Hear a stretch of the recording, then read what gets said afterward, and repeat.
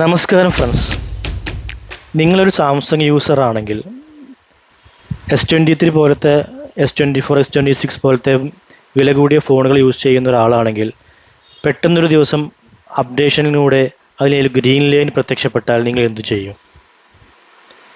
പെട്ടെന്ന് നമ്മളെല്ലാം അന്താളിച്ചു പോകും. കാരണം ഇത്രയും വില കൊടുത്തൊരു എക്സ്പെൻസീവ് ഫോൺ വാങ്ങിയിട്ട് അപ്ഡേഷൻ വന്നപ്പോൾ ഗ്രീൻ ലൈൻ വന്നിരിക്കുന്നു. ഡിസ്പ്ലേ മാറ്റുക എന്നുള്ളതാണ് അതിനാകെ ഒരു പരിഹാരമുള്ളത്. അപ്ഡേഷനിലൂടെ തന്നെയാണെങ്കിലും ഡിസ്പ്ലേ മാറാതെ അതിനൊരു പരിഹാരമില്ല. നിരവധി പേർ ഇതിനോടകം തന്നെ ഈ കംപ്ലൈൻ്റ് ആയി രജിസ്റ്റർ ചെയ്തിട്ടുണ്ട്. നമ്മൾ കുറേ വീഡിയോസ് കണ്ടിട്ടുണ്ട്. എന്നാൽ അതിലൊന്നും ഇതെങ്ങനെയാണ് പരിഹരിക്കേണ്ടതെന്നും എങ്ങനെയാണ് അത് കസ്റ്റമർ സെൻറ്ററിൽ പോയിട്ട് ബന്ധപ്പെട്ട് എങ്ങനെയാണ് അതിൻ്റെ റീപ്ലേസ്മെൻറ്റ് ഫ്രീ ആയി ചെയ്യുക എന്നുള്ള ഒരു ചെറിയ വീഡിയോ ആണ് ഞാൻ പറയുന്നത്. എനിക്കും ഇതുപോലെ ഒരു അനുഭവം ഉണ്ടായിട്ടുണ്ടായിരുന്നു. ഞാൻ യൂസ് ചെയ്യുന്നത് എൻ്റെ S23 ഫോണാണ്. കഴിഞ്ഞ അപ്ഡേഷനിൽ എനിക്കും ഇതുപോലൊരു പണി, ഒരു ഗ്രീൻ ലൈൻ പ്രത്യക്ഷപ്പെട്ടു. അതിനുശേഷം ഞാൻ എന്താ ചെയ്തതെന്നും എങ്ങനെയാണ് അത് റെക്ടിഫൈ ചെയ്തതെന്നുള്ള ഒരു വീഡിയോ ആണ് ഇതിലുള്ളത്. ആരും സ്കിപ്പ് ചെയ്യാതെ കാണണം. ഇതുമായി ബന്ധപ്പെട്ട ആരെങ്കിലും നിങ്ങളുടെ അറിവിലുണ്ടെങ്കിൽ അവർക്ക് ഈ വീഡിയോ ഷെയർ ചെയ്ത് കൊടുക്കണം. കാരണം അവർ ഇതുപോലെ ബന്ധപ്പെട്ട് ബുദ്ധിമുട്ട് അനുഭവിക്കുന്നവരായിരിക്കും. അവർക്കിതൊരു ഉപകാരമായി തീർന്നോട്ടെ. ആദ്യമായാണ് എൻ്റെ വീഡിയോ കാണുന്നതെങ്കിൽ സബ്സ്ക്രൈബ് ചെയ്യുക, ഷെയർ ചെയ്യുക, സപ്പോർട്ട് ചെയ്യുക. ഓക്കെ, വീഡിയോയിലേക്ക് കിടക്കാം. ആദ്യമായി ഞാൻ ചെയ്തത് എന്താണെന്ന് വെച്ചാൽ, ഈ ഡിസ്പ്ലേ പ്രത്യക്ഷപ്പെട്ടപ്പോൾ എൻ്റെ വാറണ്ടി പീരീഡ് നോക്കി. 3 കൊല്ലം ഫോൺ വാങ്ങിയിട്ട് 3 കൊല്ലം കഴിഞ്ഞിട്ടില്ലെന്നുണ്ടെങ്കിൽ നമുക്കിത് ഫ്രീ ആയിട്ട് ക്ലെയിം ചെയ്യാവുന്നതാണ്. 3 കൊല്ലം കഴിഞ്ഞാൽ അത് വാറണ്ടിയിൽ വരുന്നതല്ല. എൻ്റെ ഒരു കാര്യം എന്ന് വെച്ചാൽ എൻ്റെ 3 കൊല്ലം കഴിഞ്ഞ് 2ാമത്തെ ദിവസമാണ് ഞാൻ ക്ലെയിം ചെയ്യുന്നത്.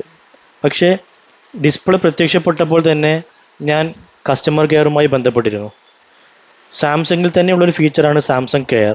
മൈ ഗാലക്സി എന്നൊരു ആപ്പ് നമ്മൾ സാംസങ് ഫോണിലുണ്ടാകും. അതിനുള്ളിൽ കയറി കഴിഞ്ഞാൽ സാംസങ് കെയർ എന്നൊരു പാർട്ട് കാണാം. അതിൽ കയറി കഴിഞ്ഞാൽ കസ്റ്റമർ കെയറുമായി ബന്ധപ്പെട്ടാനുള്ളൊരു ഓപ്ഷനുണ്ട്. അതിൽ വാട്സപ്പ് ചാറ്റ് സെലക്ട് ചെയ്യണം. വാട്സപ്പ് ചാറ്റ് സെലക്ട് ചെയ്ത് അവരുമായി സംസാരിച്ചു കഴിഞ്ഞാൽ അവർ നമുക്കൊരു ഇമെയിൽ ID പ്രൊവൈഡ് ചെയ്യും. ആ ഇമെയിൽ IDയിലേക്ക് നമ്മൾ നമ്മുടെ കാര്യങ്ങളെല്ലാം പറഞ്ഞ് ഒരു മെയിൽ അയക്കേണ്ടതുണ്ട്. സാംസങ് ചാറ്റിൽ തന്നെ കസ്റ്റമർ കെയറുമായി സംസാരിക്കാനുള്ള ഓപ്ഷനുമുണ്ട്. ഞാൻ ഒരു കസ്റ്റമർ കെയറുമായി സംസാരിച്ചിരുന്നു. എൻ്റെ ഇൻവോയ്സ് നമ്പറും എൻ്റെ മൊബൈൽ ഓൺലൈനായിട്ട് അവർ ഡയഗ്നോസ് ചെയ്തു. അവർക്ക് നമ്മൾ സിസ്റ്റം ഷെയർ ചെയ്ത് കൊടുക്കണം. നമ്മൾ ഫോൺ അവർക്ക് ഷെയർ ചെയ്ത് കൊടുത്തു കഴിഞ്ഞാൽ അവർ നമ്മൾ സിസ്റ്റം ഫുൾ ഡയഗ്നോസ് ചെയ്യും. ഓൺലൈൻ ഡയഗ്നോസ്റ്റിക് എന്ന് പറയും. ആ ഓൺലൈൻ ഡയഗ്നോസിലെല്ലാം ഓക്കെ ആണെന്നുണ്ടെങ്കിൽ അവർ നമ്മളോട് സജസ്റ്റ് ചെയ്യും കസ്റ്റമർ സപ്പോർട്ട് സെൻറ്ററിലേക്ക് പോകാൻ, സാംസങ് കസ്റ്റമർ കെയറിലേക്ക്. അവിടെ ചെന്ന് കഴിഞ്ഞാൽ നമ്മുടെ ഒറിജിനൽ ഇൻവോയ്സ് അവർക്ക് വേണം. ഒറിജിനൽ ഇൻവോയ്സ് കൊടുത്തു കഴിഞ്ഞാൽ അവർ ചെക്ക് ചെയ്ത് ഇത് വാറണ്ടിയിൽ ഉൾപ്പെട്ടതാണോ എന്ന് മനസ്സിലാവും. വാറണ്ടിയിൽ ഉൾപ്പെട്ടതാണെങ്കിൽ പിന്നെ ഒന്നും പേടിക്കാനില്ല. അവിടെ സ്പെയർ പാർട്ട് ഉണ്ടെങ്കിൽ അപ്പോൾ തന്നെ നമുക്ക് റീപ്ലേസ് ചെയ്ത് അപ്രൂവൽ എല്ലാം കിട്ടി റീപ്ലേസ് ചെയ്ത് തരുന്നതാണ്. ഒറിജിനൽ ഡിസ്പ്ലേക്ക് വരുന്ന കോസ്റ്റ് എന്ന് പറയുന്നത് 17,000 മുതൽ 20,000. എന്നെ പറഞ്ഞത് ഒരു ഷോപ്പിൽ പറഞ്ഞത് 17,000 രൂപയാണ് പറഞ്ഞത്. സാംസങ്ങിൻ്റെ സെൻട്രൽ പറഞ്ഞത് 11,500 രൂപയാണ് എൻ്റെ ഡിസ്പ്ലേ മാറ്റാൻ S23 വരുന്നത്. ഇത്രയും വലിയൊരു തുക കൊടുത്ത് നമ്മൾ ഡിസ്പ്ലേ മാറ്റുക എന്ന് പറയുന്നത് നമുക്കൊണ്ട് ഒരിക്കലും ചിന്തിക്കാൻ കഴിയുന്ന കാര്യമല്ല. 3 കൊല്ലത്തിൻ്റെ ഉള്ളിലാണ് ഇത് വന്നിട്ടുള്ളത്.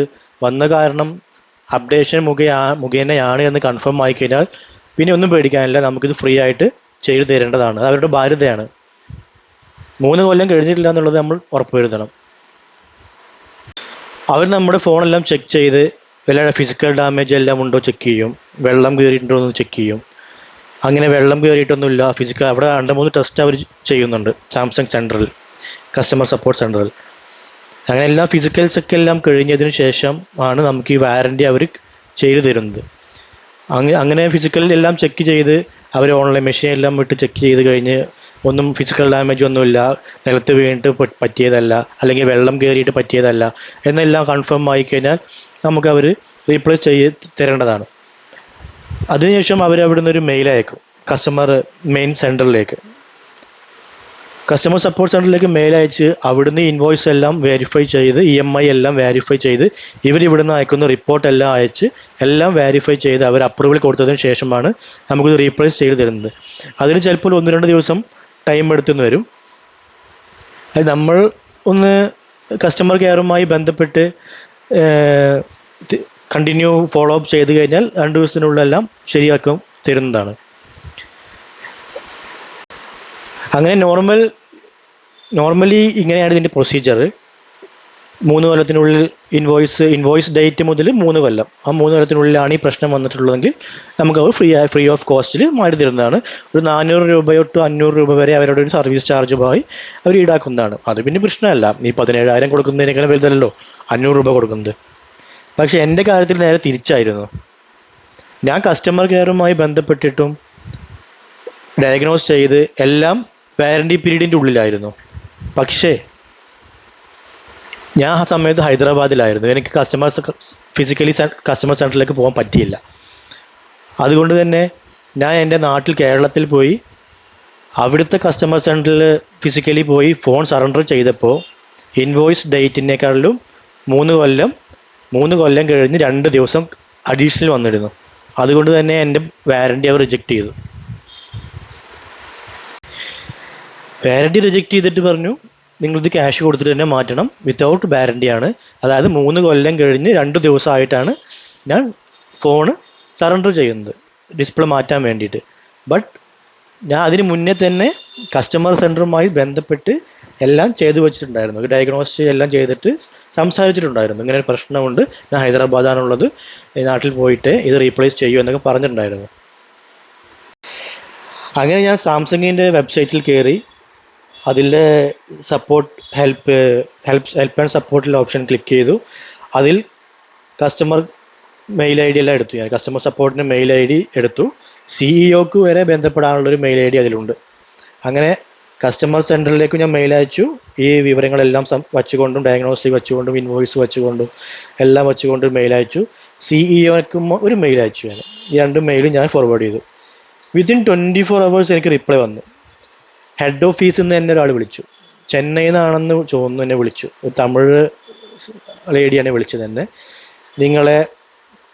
നിങ്ങൾക്ക് എന്ത് സഹായവും ചെയ്യാൻ അവർ റെഡിയാണ്.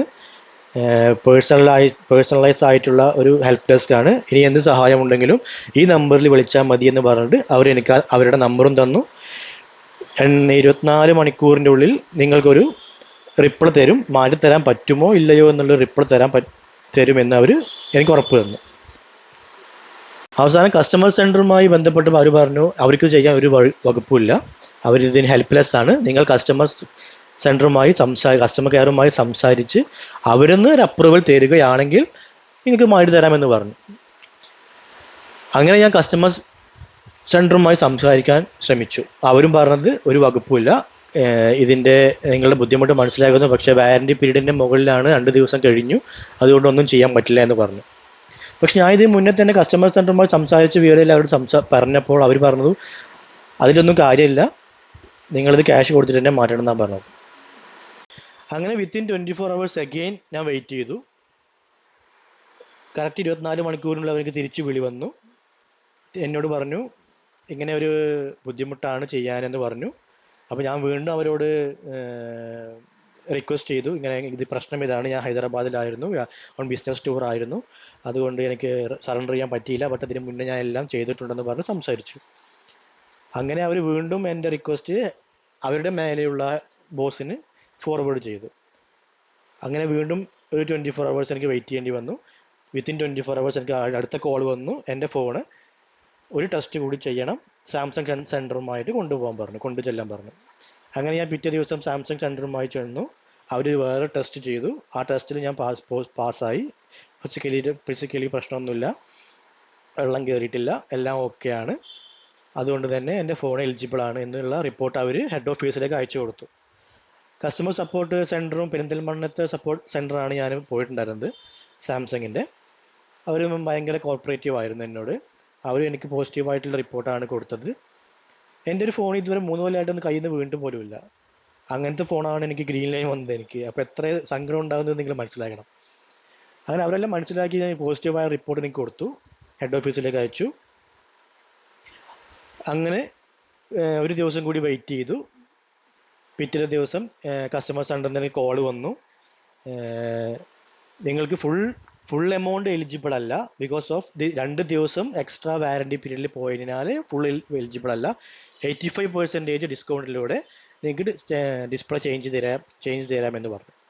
അങ്ങനെ 11,500 വിലയുള്ള എൻ്റെ ഡിസ്പ്ലേ 2,300 2,400 രൂപയുള്ള എൻ്റെ ഡിസ്പ്ലേ അവർ ഒറിജിനൽ സാംസങ് സെൻറ്ററിൽ ജെന്യുവിൻ പ്രൊഡക്റ്റ് മാറ്റി തന്നു.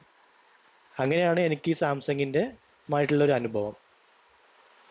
ഇത് നിങ്ങളുമായി ഷെയർ ചെയ്യാനാണ് ഞാൻ ഈ വീഡിയോയിൽ വന്നിട്ടുള്ളത്. അങ്ങനെ ഗ്രീൻ ലെയറിൽ വന്നിട്ട് ആരും പേടിക്കേണ്ട കാര്യമൊന്നുമില്ല. വിത്തിൻ വാറണ്ടി പീരീഡ് ആണെങ്കിൽ നമുക്ക് എല്ലാം ഇത് റീപ്ലേസ് ചെയ്ത് തരാൻ എലിജിബിൾ ആണ്. ഒരു 2-3 ദിവസത്തെ ബാക്ക് ബുദ്ധിമുട്ടുണ്ടാവും. നമ്മുടെ ഫോൺ അവിടെ സറണ്ടർ ചെയ്യണം, ഒരാഴ്ച ചിലപ്പോൾ പിടിക്കും. സ്പെയർ പാർട്ട് ഇല്ലെങ്കിൽ ഒരാഴ്ച പിടിക്കും. വിത്തിൻ സ്പെയർ പാർട്സ് ഉണ്ടെങ്കിൽ വിത്തിൻ 3 hours അവർ റീപ്ലേസ് ചെയ്ത് തരും. ഇതാണ് റൂള്. അപ്പോൾ ഈ സാംസങ്ങിൻ്റെ യൂസ് ചെയ്യുന്ന എല്ലാവർക്കും ഈ വീഡിയോ ഷെയർ ചെയ്ത് കൊടുക്കുക.